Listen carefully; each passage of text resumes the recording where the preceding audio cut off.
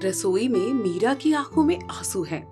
वो कमजोर हाथों से बर्तन पकड़े खड़ी है। सुमित्रा देवी गुस्से में सामने खड़ी है। बस, अब बहुत हो गया ये सब। अगर कल से तूने ये काम किया तो मैं तुझे इस घर से निकाल दूंगी। माँ जी, मैं आपसे हाथ जोड़कर कहती हूँ, ये काम मेरी जिंदगी जितना जरूरी है। आप नहीं समझेंगी माँ जी। कोई प्लीज नहीं, निकल जा यहाँ से अभी के अभी। कैमरा मीरा के टूटे दिल और सुमित्रा देवी के गुस्से को दिखाता है। फिर अचानक सीन बदलकर 3 महीने पहले का समय दिखाता है। 3 महीने पहले शर्मा परिवार का छोटा सा घर। सुबह का समय, सभी खुश नजर आते हैं। मीरा चाय बना रही है। अरुण जी, चाय तैयार है, माँ जी को भी दे आती हूँ। मीरा, तुम सच में इस घर की लक्ष्मी हो। तुम्हारे आने के बाद यहाँ खुशियों का रंग भर गया है। सच कह रहे हो बेटा। मीरा जैसी बहू हर घर में मिले तो संसार स्वर्ग बन जाए। सुमित्रा देवी अपने कमरे में बैठी है। चेहरे पर हल्की परेशानी दिख रही है। वो कुछ दवाइयाँ छुपाने की कोशिश कर रही है। हे भगवान, ये दवाइयाँ कितनी महंगी हो गई है। कहीं घर वालों को पता ना चल जाए तो अच्छा। सुमित्रा, तबीयत कैसी है? हाँ, अरे सब कुछ बिल्कुल ठीक है। कुछ भी तो नहीं, तुम व्यर्थ चिंता करते हो। दूसरी तरफ अरुण अपने ऑफिस से घर आता है। चेहरे पर चिंता की लकीरें हैं। मीरा उसकी परेशानी भांप रही है। अरुण जी, आप कुछ उदास लग रहे हैं। कोई परेशानी तो नहीं? नहीं, ऐसी कोई बात नहीं है। बस ऑफिस का काम दिमाग में चल रहा था। कमला चाची बगल के घर से आती है। वो मीरा की बहुत तारीफ करती हैं। मीरा बेटी, तेरे हाथ में तो जादू है, जादू। कल जो खीर बनाई थी, आज तक उसका स्वाद मेरे मुंह में है। अरे चाची, आप भी ना, ये तो रोज का काम है। अरे मीरा, तो इतना लाजवाब खाना बनाती है, क्यों ना कुछ काम धंधा शुरू कर दे, पैसे भी आएंगे। कुछ दिन बाद अरुण और भी परेशान दिख रहा है। उसे पता चला है कि माँ की दवाई कितनी महंगी है। हेलो डॉक्टर साहब। हाँ, माँ की रिपोर्ट के बारे में पूछ रहा था। कितना खर्चा आएगा महीने का? अरुण बेटा, तुम्हारी माँ की हालत गंभीर है। डायबिटीज और हार्ट की समस्या दोनों है। ये दवाइयाँ बहुत जरूरी है और महीने का खर्चा कम से कम 18 से 20 हजार रुपए आएंगे। 20,000? डॉक्टर साहब, ये तो मेरी पूरी तनख्वाह के बराबर है। कोई सस्ता इलाज नहीं है क्या? बेटा, जान की बात है, इसमें कोई कमी नहीं कर सकते। बिना दवाई के तुम्हारी माँ का जीना मुश्किल हो जाएगा। दूसरी तरफ मीरा ने देखा है कि घर में पैसों की तंगी है। वो सोच रही है कि कैसे मदद करे। माँ जी, आपकी दवाई का कितना खर्चा होता है महीने में? अरे बेटी, कुछ खास नहीं, बस 2-3 हजार का हो जाता है। ज्यादा परेशानी की बात नहीं है। अच्छा, मुझे लगा कि कोई बड़ी रकम होगी। रात के समय मीरा और अरुण दोनों अपनी अपनी परेशानी में डूबे हैं। दोनों को पूरी सच्चाई का पता नहीं है। माँ जी की दवाई के लिए 2-3 हजार चाहिए। मैं केटरिंग का काम शुरू करूंगी, घर का खर्चा भी चल जाएगा। 20,000 हर महीने कहाँ से लाऊं? अगर मीरा या माँ को बताऊं तो वे परेशान हो जाएंगी। कोई रास्ता लेकर निकालना होगा।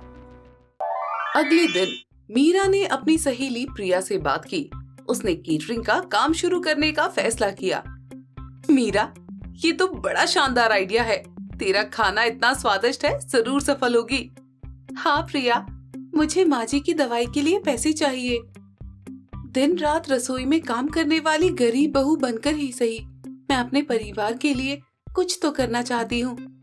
तू बिल्कुल सही कह रही है, मैं तेरी पूरी मदद करूंगी। मीरा ने केटरिंग का काम शुरू कर दिया है। सुबह 4 बजे से रात के 11 बजे तक काम करती है। शीला दीदी उसकी मदद करती है। मीरा बहन, तुम तो कमाल हो, इतना काम करती हो और चेहरे पर हमेशा मुस्कान रहती है। शीला दीदी, परिवार के लिए कुछ भी करना पड़े तो खुशी से करना चाहिए, यही तो औरत का धर्म है। लेकिन बहन, तुम्हारी सेहत का भी तो ख्याल रखना है, इतना काम शरीर सह नहीं पाएगा। धीरे धीरे सुमित्रा देवी को मीरा के काम के बारे में पता चलना शुरू हो जाता है। वो खुश नहीं है। ये क्या नाटक है मीरा, अपने घर का खाना बाहर बेचना, ये कोई इज्जतदार काम है? माँ जी, मैं कुछ गलत नहीं कर रही, सिर्फ घर की जरूरतों में मदद करना चाहती हूँ। पड़ोसी क्या कहेंगे कि शर्मा जी की बहू दुकानदारी करती है? हमारी नाक कटेगी पूरे मोहल्ले में। अरे सुमित्रा बहू कोई गलत काम तो नहीं कर रही है ना? मेहनत करना कोई बुरी बात है क्या? दूसरी तरफ अरुण को पैसों के लिए साहूकार से कर्जा लेना पड़ा। आज राजू उससे पैसे वापस मांगने आया है। अरुण भाई बहुत हो गया इंतजार, पैसे कम मिलेंगे, ब्याज बढ़ता जा रहा है। राजू भाई, बस कुछ दिन और सब्र करो, मैं किसी तरह इंतजाम कर रहा हूँ। देख अरुण, मैं कोई धर्मशाला नहीं चलाता, अगले हफ्ते तक पूरा पैसा चाहिए, वरना फिर मुझे दूसरे तरीके अपनाने पड़ेंगे। मीरा बाजार से सब्जी लेकर वापस आ रही है। अचानक वो देखती है कि दो आदमी अरुण को घेरे खड़े हैं। अरुण जी, ये क्या हो रहा है? आप लोग कौन हैं? अरे ये आपकी पत्नी है, इनसे पूछिए कि घर का हाल क्या है। मीरा कुछ नहीं, ये लोग चले जा रहे हैं। राजू चला जाता है। मीरा अरुण से सवाल करती है। पहली बार सच्चाई का आधा खुलासा होता है। अरुण जी, आप सच सच बताइए, ये सारा मामला क्या है? मैं आपकी पत्नी हूँ, मुझसे क्यों छुपा रहे हैं? मीरा, मैं तुम्हें परेशान करना नहीं चाहता था, लेकिन सच ये है कि माँ की दवाइयाँ बहुत महंगी हैं। कितनी महंगी? माँ जी ने तो कहा था कि 2-3 हजार। नहीं मीरा, असली कीमत 20,000 रुपए महीने की है। माँ ने तुमसे झूठ कहा है ताकि तुम परेशान न हो। 20,000? हे भगवान, इसलिए तो मैं केटरिंग का काम कर रही हूँ। मुझे लगा कि 2-3 हजार में मदद हो जाएगी। मीरा, तुम भी माँ के लिए इतनी मेहनत कर रही थी, मुझे पता नहीं था। दोनों को एहसास होता है कि वे एक ही मकसद के लिए अलग अलग संघर्ष कर रहे थे। दोनों मिलकर काम करने का फैसला करते हैं। अरुण जी, अब हम दोनों मिलकर बाजी की जान बचाएंगे। दिन रात रसोई में काम करने वाली गरीब बहू होकर भी सही, मैं हार नहीं मानूंगी। मीरा, तुम्हारा साहस देखकर मुझे शर्म आती है। अब मैं भी तुम्हारे साथ कंधे से कंधा मिलाकर काम करूंगा। लेकिन अरुण जी, माँ जी को सच्चाई नहीं बताना। उन्हें पता चल गया कि उनकी दवाई इतनी महंगी है तो खुद को कोसने लगेंगी। कुछ हफ्ते बाद मीरा का केटरिंग बिजनेस सफल हो रहा है, लेकिन लगातार काम से उसकी तबीयत गिरने लगी है। एक रात रसोई में बर्तन गिरने की आवाज आती है। मीरा बेहोश होकर गिर जाती है। मीरा, मीरा, ये क्या हो गया? अरुण जी, मैं ठीक हूँ, कल के ऑर्डर की तैयारी करनी है। सुमित्रा देवी आवाज सुनकर आती है। मीरा की हालत देखकर वो परेशान होती है। देखा, यही होना था, ये दुकानदारी बंद करो। अगले दिन मीरा फिर काम शुरू करती है। सुमित्रा देवी का धैर्य अब टूट जाता है। बस, अब बहुत हो गया ये सब। अगर कल से तूने ये काम किया तो मैं तुझे इस घर से निकाल दूंगी। माँ जी, मैं आपसे हाथ जोड़कर कहती हूँ, ये काम मेरी जिंदगी जितना जरूरी है। आप नहीं समझेंगी माँ जी। कोई प्लीज नहीं, निकल जा यहाँ से अभी के अभी। मीरा रोते हुए घर से निकलती है। कमला चाची उसे देखकर सुमित्रा के पास जाती है। सुमित्रा जी, आप जानती है मीरा क्यों इतनी मेहनत करती है? वो आपकी दवाई के पैसे जुटा रही है। दिन रात रसोई में काम करने वाली गरीब बहू बनकर आपकी जान बचाने की कोशिश कर रही थी। मेरी दवाई के लिए? लेकिन मेरी दवाई तो 2-3 हजार की है। नहीं सुमित्रा जी, आपकी दवाई 20,000 रुपए महीने की है। आपका बेटा और बहू दोनों आपको परेशान नहीं करना चाहते थे। अरुण ऑफिस से आता है और सारी स्थिति देखकर घबरा जाता है। माँ, मीरा कहाँ है? अरुण, मैंने बहुत बड़ी गलती की है। मीरा को घर से निकाल दिया। पूरा परिवार मीरा को ढूंढने निकलता है। वे उसे आसपास के पार्क में बेंच पर रोते हुए पाते हैं। मेरा बेटी, मुझे माफ कर दे। मुझे नहीं पता था कि तू मेरी जान बचाने के लिए इतना कुछ कर रही थी। माँ जी, आप मेरी माँ हैं। मीरा, अब हम सब मिलकर इस मुश्किल से निकलेंगे। घर वापस आकर अब सुमित्रा देवी खुद मीरा के काम में मदद करने का फैसला करती है। मीरा बेटी, अब मैं भी तेरे साथ काम करूंगी। मेरी बेटी को अकेले क्यों मेहनत करने दूं? कुछ महीने बाद मीरा का बिजनेस सफल हो गया है। पूरा परिवार खुश है। माँ जी, अब हमारे घर में सच्चा प्रेम और समझदारी आ गई है। बेटी, तूने मुझे सिखाया है कि परिवार का मतलब एक दूसरे के लिए जीना है। भगवान तुझे हमेशा खुश रखे। कहानी का अंत खुशी के साथ होता है। मीरा की मेहनत और त्याग की जीत हुई है।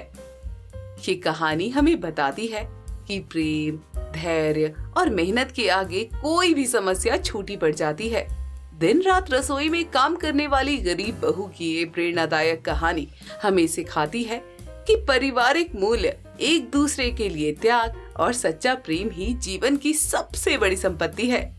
शकुंतला काफी समय से नोटिस कर रही थी कि उसकी बहू के लक्षण बड़े अजीब हैं और अपनी बहू की हरकतों को देखकर एक रोज शकुंतला अपनी बहू से कहती है, बहू, तुझे देखकर ऐसा क्यों लगता है कि तुझमें औरतों वाले या लड़कियों वाले कोई लक्षण ही नहीं है? आपके कहने का क्या मतलब है माँ जी? और ऐसा भी क्या देख लिया आपने मुझ में जो ऐसी बात कर रही हैं आप? मैं तो तेरी उन हरकतों के बारे में बता रही हूँ। जिस वक्त मोहल्ले की औरतें तुझे देखने आई थी, तो बिना घूंघट घूम रही थी, यहाँ तक कि तेरे सर पे पल्लू भी नहीं था। माँ जी, हम लोग आज के समय में जी रहे हैं और आज की लड़कियाँ सर पर पल्लू रख के नहीं घूमती हैं, बल्कि कितनी ज्यादा मॉडर्न हो गई हैं।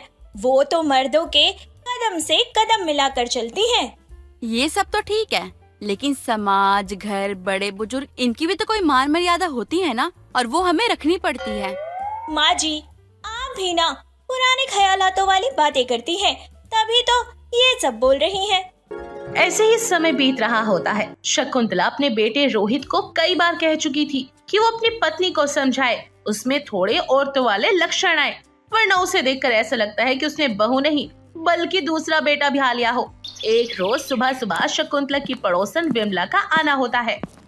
अरे शकुंतला, तूने तो पूरे मोहल्ले में नाक कटवा कर रख दिया। कैसी बहू ले आई है? और तेरा बेटा तो ऐसा ना था। अब क्या कर दिया मेरे बेटे ने ऐसा? वो बेचारा तो घर में है। तेरा बेटा घर में है और तेरी बहू कहाँ है फिर? अरे अभी अभी मैं अपने आंखों से देख कर आ रही हूँ। दोनों पार्क में घूम रहे हैं, दौड़ रहे हैं, और तो और तेरी बहू ने तेरे बेटे वाले कपड़े पहन रखे हैं। उसे देखकर तो मुझे लगा ना जाने तेरे बेटे के साथ कौन है। कैसी बातें कर रही है? जो 10 बजे से पहले उठती नहीं है, तो उसे कह रही कि वो घूमने गई हुई है। रुक, अभी देखती हूँ मैं।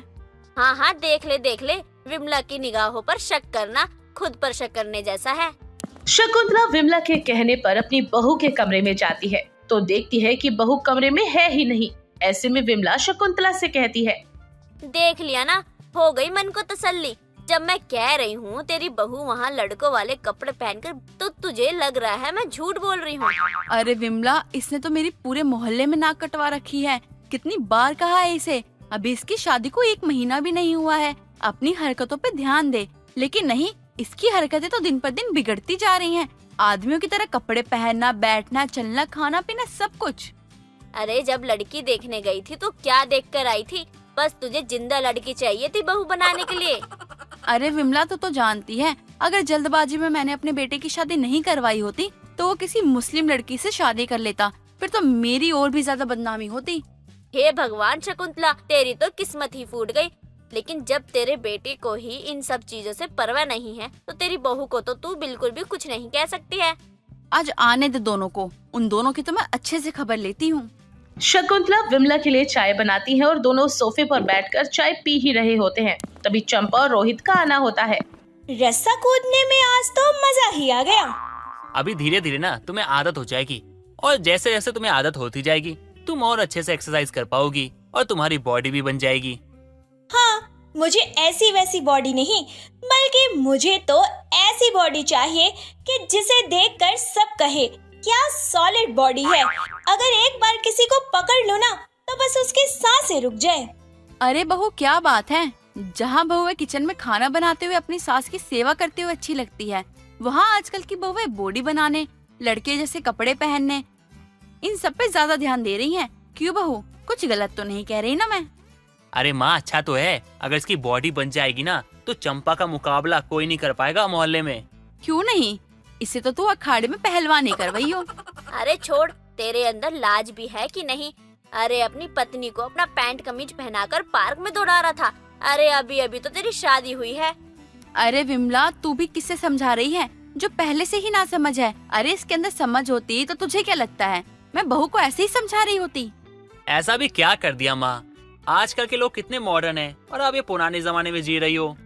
ज्यादा जुबान चलाने की जरूरत नहीं है। अपनी बीवी को बोल जाकर कि घर का काम करेगी। जैसा तू वैसे तेरी बीवी मिली है, नाक में दम कर रखा है दोनों ने मेरे। चंपा को अपनी सास की बातों का कोई असर नहीं होता और उस दिन उसकी हरकतों में कोई बदलाव नहीं आ रहा था। ऐसे में शकुंतला और भी ज्यादा परेशान हो जाती है और एक दिन तो शकुंतला बहुत ज्यादा हैरान रह जाती है जब शकुंतला की बहू चंपा लड़कों की तरह बाल कटवाकर घर में आती है। क्या बात है, आज ऑफिस से तू जल्दी कैसे आ गया? अरे शकुंतला, अब की बार तो तेरी बहू ने हद ही कर दिया। ये क्या देख रही हूँ मैं, हे भगवान। ऐसा भी क्या कर दिया मेरे बेटे ने जो तुम मेरे बेटे को देखकर ऐसी बातें कर रही हो? कहाँ है तेरा बेटा? मुझे तो कहीं नजर नहीं आ रहा। अरे अकल से अंधी, सामने तो खड़ा है मेरा बेटा। तू भी ना कैसी बातें कर रही है, सुबह सुबह कौन सा नशा करके बैठी है? अरे सामने तो तेरी बहू तो है कम से कम, लेकिन तेरा बेटा तो कहीं नजर ही नहीं आ रहा। और तेरी बहू ने ये क्या लड़कों की तरह बाल कटवा लिए हैं? इसे देखकर तो मेरी हंसी नहीं रुक रही है। क्या कह रही है तू, मेरी बहू? इतना कहने के बाद शकुंतला जैसे ही सामने से अपनी बहू को देखती है तो वो हैरान रह जाती है और अपना सर पीटने लग जाती है। अरे बहू, ये क्या किया तूने? तुझे किसने कहा था कि लड़कों की तरह बाल कटवाने के लिए? तूने लड़कों की तरह कपड़े पहना तो भी मैंने कुछ नहीं बोला, खाना पीना सब कुछ रखा तो भी मैंने कुछ नहीं बोला। अब तूने ये क्या कर लिया? तूने लड़कों की तरह बाल क्यों कटवा लिए? क्यों माँ जी, मेरा हेयर कट आपको पसंद नहीं आया क्या? आपको पता भी है सारे मोहल्ले वाले मेरे हेयर कट की कितनी तारीफ कर रहे हैं। आप मोहल्ले वालों से खुद ही पूछ लीजिए। अच्छा, इसका मतलब ये है कि तू इस चाल चलन के साथ बाहर से भी आ गई है? अरे तूने तो मेरी पूरे मोहल्ले में बदनामी करवा दी है। अब तो लोगों को भी शक हो रहा है कि मैंने अपने बेटे की शादी किसी लड़की से नहीं बल्कि किसी लड़के से करी है। ये तो तू सही कह रही है। कल मुझे कांता कह रही थी कि शकुंतला अपने बेटे के लिए बहू लाई है या फिर भाई। सुन रही है ना, लोग कैसी कैसी बातें कर रहे हैं तेरे बारे में। तुझे शर्म नहीं आ रही है क्या? चंपा अपनी सास और पड़ोसन की बातें सुन रही थी, लेकिन उससे उसे कोई खास फर्क नहीं पड़ रहा था क्योंकि सारा मोहल्ला तो पहले ही चंपा की हंसी उड़ा चुका था। कुछ देर बाद शकुंतला अपने बेटे के ऑफिस से आने का इंतजार करने लगती है। आज आने दे रोहित को, तुझे और उसे दोनों को घर से निकालती हूँ, उसके बाद देखती हूँ कि तुम दोनों अपनी मनमानी कैसे करते हो। क्या बात है माँ, आप इतने गुस्से में क्यों? कोई बात है क्या? सब ठीक तो है ना? आपने ही तो मुझे कहा था कि गर्मी में बाल छोटे करवा लो। अब मैंने छोटे बाल करवा लिए तो माँ जी को गुस्सा आ रहा है और वो मुझ पर चिल्ला रही हैं। ना जाने कब से मुझे बस सुनाए ही जा रही हैं। माँ, आप बिना बिना बात के कलेश करती रहती हो। अगर आपको अच्छा नहीं लगता है तो ये तो आपकी दिक्कत है ना, इसमें मेरी या चंपा की क्या गलती है?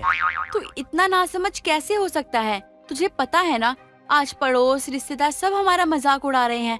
शकुंतला की बहू के चाल चलन बिल्कुल भी अच्छे नहीं है। माँ, लोग तो कुछ भी बोलते हैं, उनकी कौन सुनता है? अगर आपको ना चंपा पसंद नहीं है तो साफ साफ बता दो, मैं चंपा को लेकर घर छोड़कर चला जाऊंगा। अगर ऐसा है तो तू अभी इसी वक्त घर छोड़ के जा सकता है। मैं भी देखती हूँ आखिर तू अपने घर को छोड़ के कितने दिन बाहर रहता है, वरना अपनी और अपनी पत्नी की हरकतों को सुधार ले।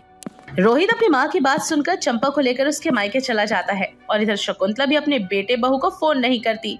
लेकिन जब उन्हें एहसास होता है कि उनके घर जैसा भी है बेस्ट है तो वो अपने घर वापस आ जाते हैं और चंपा अपनी चाल चलन में सुधार करती है। उर्मिला एक छोटे से गांव में रहती थी। उर्मिला का बेटा वैभव अपनी पढ़ाई करने के लिए शहर में रहता था। वैभव की क्लास में एक लड़की थी जिसका नाम था कीर्ति। वैभव उसे काफी पसंद करने लग गया था। दोनों एक दूसरे को देखते थे और दोनों एक दूसरे को देखने के लिए रोज कैंटीन में जाती। और एक दिन वैभव कीर्ति से बात करने के लिए जाता है। हाय मिस ब्यूटीफुल, मैं आपसे कुछ बोलना चाहता हूँ। मैं आपको पसंद करता हूँ, क्या हम दोस्त बन सकते हैं? वैसे मैं तुम्हें काफी दिनों से कैंटीन में देख रही हूँ। मैं भी तुम्हें काफी पसंद करती हूँ। कीर्ति और वैभव दोस्त बनने के बाद दोनों एक साथ घूमते फिरते, साथ में खाते थे और फिर एक दिन दोनों साथ में जाकर पार्क में बैठ के बातें करते हैं। तभी कीर्ति अपने प्यार का इजहार करती है और बोलती है, वैभव, अब हम दोनों एक दूसरे से प्यार करते हैं और अब हम दोनों को साथ रहते समय भी हो गया और अब मैं तुम्हारी धर्म पत्नी बनना चाहती हूँ। कीर्ति, मैं भी तुमसे यही बोलना चाहता था। मेरा घर गांव में है, तो पढ़ाई खत्म होने के बाद हम शादी कर लेंगे। कुछ दिन बाद वैभव और कीर्ति की शादी हो जाती है। कीर्ति और वैभव की शादी के कुछ दिन बाद वैभव कीर्ति को अपने गांव ले आता है। कीर्ति अपने पति और सास से बहुत खुश थी। गांव के घर में शादी के अगले दिन कीर्ति का पेट खराब होता है तो वो शौचालय देखती है घर में, पर उसे शौचालय कहीं नहीं मिलता। माँ जी, घर में टॉयलेट नहीं है। मैं पहली बार देख रही हूँ जिस घर में टॉयलेट नहीं है।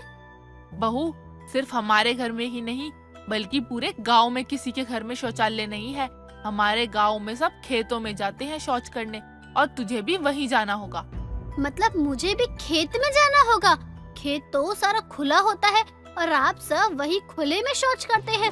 कोई देखता नहीं है क्या? और यहाँ गांव में सारी बहुएं खुले में ही शौच करती है क्या? हाँ बहू, गांव में सारी बहुएं खुले में ही जाती हैं, पर बहू यहाँ पर सारे सुबह सूरज उगने से पहले अंधेरे में ही करके आते हैं और रात के समय जब कोई आदमी नहीं होता। और बहू, तुम शहर की लड़की हो पर धीरे धीरे गांव के सारे रीति रिवाज जान जाओगी। माँ जी, मैं कोई बाहर नहीं जाऊंगी खुले में शौच करने। बहू, अब तुम गांव की बहू हो तो यही करना पड़ेगा।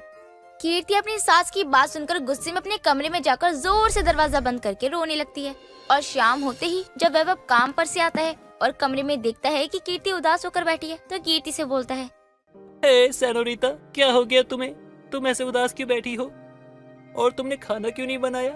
क्या हुआ तुम्हें? तबीयत तो ठीक है ना? दूर हो जाओ मुझसे और मुझे हाथ मत लगाना। तुमने मुझे कभी बताया क्यों नहीं कि तुम्हारे घर में शौचालय तक नहीं है और तुम सारे बाहर शौच करने जाते हो? कीर्ति, तुम्हें तो पता है ना, मैं गांव में रहता हूँ और गांव में कहीं भी शौचालय नहीं है। तुम चाहोगी भी तो तुम्हें कहीं मिलेगा नहीं, इसलिए तुम भी बाकी औरतों की तरह बाहर शौचालय करने जाया करो। वैभव, मैं ये बोल रही थी कि क्या हम घर में एक शौचालय बनवा लेते हैं और मुझसे नहीं किया जाता बाहर में शौच। अरे नहीं नहीं, ये बात आगे मत बोलना। अगर माँ ने ये सुन लिया ना तो बहुत गुस्सा करेंगी और तुम्हें भी सभी बहुओं की तरह शौचालय करने के लिए खुले में जाना होगा। और वैसे भी इस घर में शौचालय बनाने से घर अपवित्र हो जाएगा। सुन बहू, मैं तुझे सुबह सूरज उगने से पहले बुलाने आऊंगी। उठ जाना तू और शौच करने लोटा लेकर चलना मेरे साथ। कीर्ति सुबह 4 बजे उठकर खेत पर उर्मिला और उसकी पड़ोसन वीना के साथ शौचालय करने जाती है। कीर्ति बैठने लगती है कि तभी कीर्ति को सामने से एक आदमी दिखता है और वो आदमी फोन की टॉर्च जलाकर सभी औरतों को देखता है। कीर्ति उसी समय उठ जाती है और अपनी सास उर्मिला से बोलती है, माँ जी, वो आदमी सभी औरतों को टॉर्च जलाकर देख रहा है। मैं नहीं कर सकती ऐसे खुले में शौच। अरे बहू, कोई नहीं, तू बैठ जा और कर ले सोच। और थोड़ी देर में सूरज उगने वाला है। उजाला होने के बाद हम औरतें यहाँ नहीं आ पाएंगे। आंटी जी, माँ जी, आप दोनों ही करिए ये लोटा लेकर खुले में शौच। मुझे ये खेतों में गंदगी फैलाना बिल्कुल भी अच्छा नहीं लगता। उर्मिला बहन, ये तो मुझे शहर की आजकल की लड़की लग रही है जो इतनी अकड़ में बिना सोच के घर चली गई। कीर्ति गुस्से में आकर लोटा फेंक कर मारती है और अपने कमरे में जाकर रोने लगती है। उसकी थोड़ी देर बाद ही उर्मिला और उसकी पड़ोसन शौचालय करके अपने अपने घर आ जाती हैं। उर्मिला कीर्ति के कमरे में जाती है और गुस्से में बोलती है, बहू, तू सबके सामने मेरी बात ना मानकर अकड़ में घर आ गई। शायद तू भूल गई है, मैं तेरी सास हूँ। माँ जी, फिर मैं क्या करती? वहाँ एक आदमी चुपके से सभी औरतों को शौच करते हुए देख रहा था और तुम सबको कोई फर्क भी नहीं पड़ा और आराम से बेशर्मों की तरह सारी औरतें खुले में शौच कर रही थी। बहू, थोड़ा जबान संभाल कर बात कर, समझी? और ये सब औरतें अंधेरे में शौच करने जाती हैं, सारी बेशर्म है। बहू, तुझे अब यहाँ की सभी बहुओं की तरह इज्जत से अंधेरे में बाहर ही शौचालय में जाना होगा, समझी? माँ जी, आप इज्जत की बात कर रही हो? जो खुले में सबके सामने शौच करते हैं, जो खुले में सबके सामने शौच कर रही है, क्या ये है इज्जत? बहू, अगर इस घर में रहना है तो हमारी बात माननी पड़ेगी, वरना तू अपने घर जा सकती है। हे भगवान, मेरी तो किस्मत ही फूट गई। पता नहीं कैसे गवार लोगों के घर में आ गई मैं। यहाँ तो शौच भी खुले में करते हैं। भगवान, क्या हो गया? कीर्ति रोज घर में शौच के चक्कर में घर में कलेश करती और अपने कमरे में सारा सारा दिन रोती ही रहती थी और अपने आप को कोसती रहती थी, कहाँ गांव में गवार लोगों के बीच फंस गई हूँ। कुछ देर बाद कीर्ति अपने मायके जाने के लिए कपड़े पैक कर रही होती है कि तभी वैभव काम पर से घर आता है और कीर्ति को सामान पैक करते हुए देखकर बोलता है, कीर्ति, तुम कहाँ जाने की तैयारी कर रही हो और इतने सारे कपड़े ये क्यों पैक किए हैं? मैं अपने मायके जा रही हूँ। जब तक इस घर में शौचालय नहीं बनेगा, मैं अब इस घर में कदम नहीं रखूंगी तब तक। वैभव, तुमने मुझे धोखा दिया है। इतने सपने दिखाकर छोटी सोच वाले गवार लोगों के बीच फंसा दिया। वैभव, तुम पढ़े लिखे हो, समझदार हो, कम से कम माँ जी को तो तुम समझाओ। कीर्ति, माँ को समझाने की जरूरत नहीं है, वो जो भी करती हैं सही करती हैं। तुम्हें जाना है तो जाओ। बहू, मतलब तूने अपने घर जाने का फैसला ले ही लिया। अगर तुझे जाना है तो जा, पर इस घर में शौचालय नहीं बनेगा और इस घर में आने की कोशिश भी मत करना। कीर्ति ससुराल में शौचालय ना बनने की वजह से अपने मायके चली जाती है। कुछ दिनों बाद कीर्ति अपने पति को याद करके वैभव को फोन करती है, पर वैभव गुस्से में कीर्ति का फोन नहीं उठाता। वैभव अपनी माँ के साथ खुशी खुशी रहता है। ऐसे ही महीने बीत जाते हैं। फिर एक दिन वैभव काम पर जाता है और रास्ते में अचानक वैभव का एक्सीडेंट हो जाता है, जिसके कारण वैभव की एक टांग में फ्रैक्चर आ जाता है। कीर्ति को वैभव के एक्सीडेंट की बात पता चलने पर वैभव को देखने हॉस्पिटल चली जाती है। वैभव, आपने क्या कर लिया? काम पर जाते समय आपका ध्यान कहाँ था जो आपका एक्सीडेंट हो गया? और अब आपकी हालत इतनी भी नहीं है जो आप उठकर चल सको। कीर्ति, मैं तो आराम से ही जा रहा था, सामने से एक ट्रक आ गया और ट्रक के आने के बाद मैं हेल्पलेस हो गया और टकरा गया, जिसके कारण मेरे साथ ढकी चिकी हो गया। मतलब मेरे पाँव टूट गए। कुछ दिन बाद वैभव हॉस्पिटल से घर आ जाता है, पर वैभव घर आकर पलंग पर ही पड़ा हुआ था, जिसकी वजह से कीर्ति को पकड़ कर उठाकर उसे खाना खिलाती थी और वैभव का सारा दिन ध्यान रखती थी। वैभव के ना उठने की वजह से कीर्ति उसे अपने कंधे पे पकड़कर घर के बाहर सबके सामने शौच करवाती थी, जिसकी वजह से उर्मिला को बिल्कुल अच्छा नहीं लगता था। तभी उर्मिला कीर्ति से बोलती है, बहू, वैभव तो उठ नहीं पाता और वो सबके सामने घर के बाहर शौच करता है, अच्छा नहीं लगता। मैं सोच रही हूँ घर में एक शौचालय बनवा लेते हैं। माँ जी, आपके घर की बहू बाहर खुले में शौच कर रही थी, तब आपने ये सब नहीं सोचा, और जब खुद के बेटे की इज्जत पे बात आई तो आपके मन में घर में शौचालय बनाने का ख्याल आ गया। बहू, मुझे माफ कर दे जो मैंने तेरे साथ एक शौच के चक्कर में ऐसा बर्ताव किया। उर्मिला अपने घर में शौचालय बनवा लेती है, जिससे घर में सभी को सुबह शाम बाहर जाने की जरूरत नहीं होती। और उर्मिला की पड़ोसन वीना उर्मिला के घर में शौचालय बनने से खुद भी अपने घर में शौचालय बनवा लेती है। मानसी एक मधुपुर नाम के एक छोटे से गांव में रहती थी। उसकी एक रूबी नाम की बेटी थी। मानसी अपनी बेटी से बहुत प्यार करती थी, जिसके चलते वो अपनी बेटी की सारी इच्छाएं भी पूरी करती थी।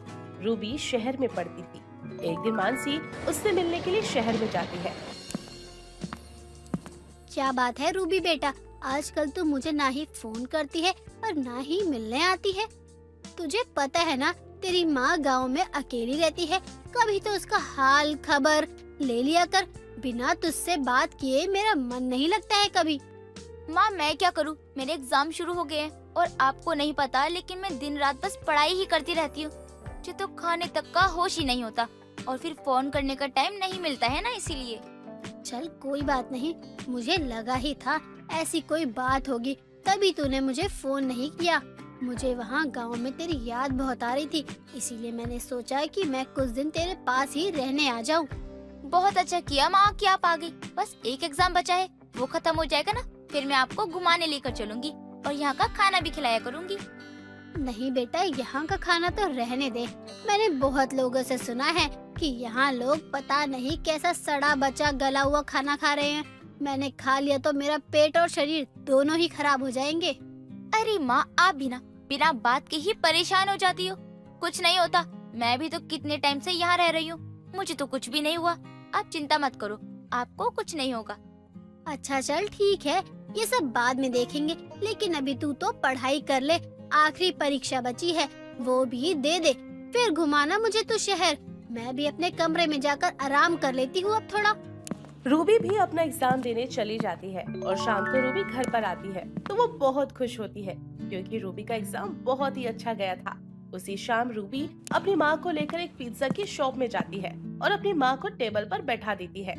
माँ आप यहाँ बैठो, अभी बस पिज्जा का ऑर्डर देकर आती हूँ। यहाँ का पिज्जा बहुत अच्छा होता है, आप खाओगी ना तो आपका दिल भी खुश हो जाएगा। आज जब आप पिज्जा खाओगी तो आप जब तक शहर में रहोगी ना रोज पिज्जा खाने को कहोगी। अब आओ यहीं बैठो, मैं लेकर आती हूँ पिज्जा। रूबी अपनी माँ को बैठाकर राजेश नाम के लड़के के पास जाती है और पिज्जा का ऑर्डर देने लगती है, लेकिन राजेश ऑर्डर लेने की जगह रूबी का हाथ पकड़ लेता है। तुम्हें टाइम मिल ही गया मेरे पास आने का। यार मैं पता है कब से सोच रहा था कि कब तुम्हारे एग्जाम खत्म होंगे और कब हम मिलेंगे। सच में अगर एक और दिन नहीं मिलते ना तो मैं बस हो गया था खत्म। अरे राजेश क्या कर रहे हो, मेरा हाथ छोड़ो। यहाँ आज मैं अकेले नहीं आई हूँ, अपनी माँ के साथ आई हूँ। वो क्या है ना, माँ को मेरी बहुत याद आ रही थी तो उन्होंने मुझे कुछ बताया नहीं और सीधा यहाँ मुझसे मिलने आ गई। चलो फिर मम्मी जी से बात कर ही लेता हूँ क्योंकि अब तो दूरी मुझसे भी बर्दाश्त नहीं हो रही है। तुम पागल हो गए हो क्या? माँ को ये सब बिल्कुल भी नहीं पसंद है। अच्छा ये सब छोड़ो और पहले मेरी माँ के लिए पनीर पिज्जा भिजवा दो, माँ को अच्छा लगेगा ना, माँ ने कभी पिज्जा खाया नहीं है। रूबी इतना कहकर वापस अपनी माँ के पास आकर बैठ जाती है। थोड़ी देर बाद राजेश पनीर पिज्जा लेकर उसके पास आता है। माँ आपको पता है यहाँ का पिज्जा बहुत अच्छा होता है, आप जल्दी से खाकर बताओ कि कैसा बना है। मानसी बड़ी खुशी के साथ लाइफ में पहली बार पिज्जा खाती है। मानसी को पहली बार में ही पिज्जा का टेस्ट बहुत पसंद आता है और वो अपनी बेटी से बोलती है, अरे वाह रूबी, ये तो बहुत अच्छा पिज्जा है, ऊपर से इसमें इतनी सारी पनीर भी है। माँ यही है पनीर पिज्जा, मैं तो आपको पहले ही कहा था कि आपको पनीर पिज्जा बहुत पसंद आएगा। देखा रूबी, मम्मी जी को पनीर पिज्जा पसंद आया। ये कौन है रूबी और तुझे कैसे जानता है? हाँ माँ, वो ये मेरा बॉयफ्रेंड है। बॉयफ्रेंड? ये क्या होता है? अरे थोड़ा हिंदी में भी तो समझाओ ना भाई, अंग्रेजी में चपड़ चपड़ बोले जा रहे हो दोनों।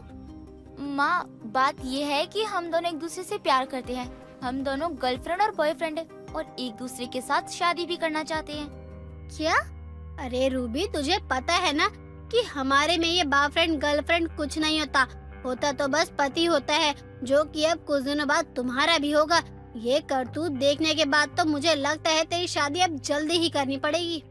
अरे मम्मी जी आप इतना गुस्सा मत करिए, हम दोनों एक दूसरे के बिना नहीं रह सकते।